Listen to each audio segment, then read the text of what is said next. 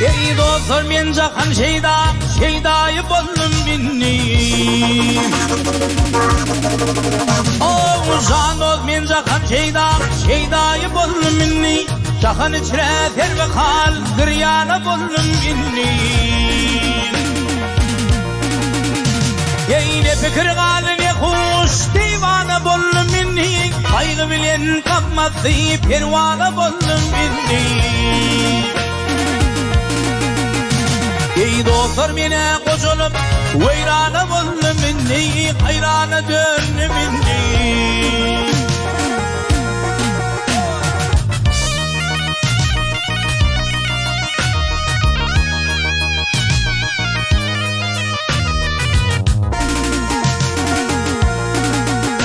Ey dostlar menin deyin, jahanny köyün kimdir? Perişan halim bilip ağlanma da makamdır. Ey gam çekmedik adamı deymen nesli azaptır. Bilbil tilim lan olup baykuşmağa hezzettir. Ey yıkılıp göğül şekrim göyrana boldum inni, hayrana boldum inni.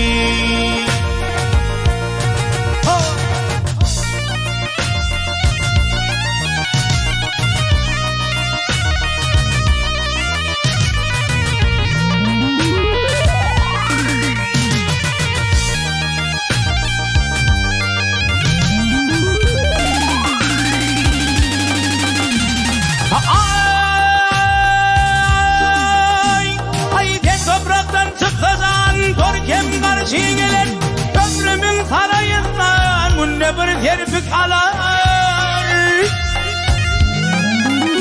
Ey gördüm ki bakıyorda günne kerven çekilir.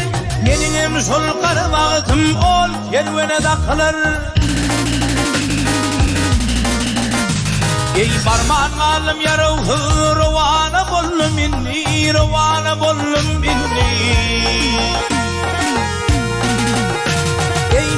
Yığılış adamlar yürür bakı öçü. Kim varınımsız dünyada belası tarkı keşer. Ey defteri hanı bil bağla baş koynumla bir öçü. Göttü gitti yaşlığım yaş etti 63'ü.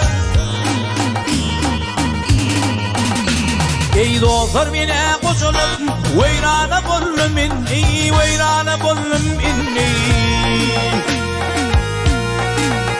Ey gördüm ki bakıyorda, ey gördüm ki bakıyorda günne kerven çekilir. Benim sol karvağıtım ol kervene takılır.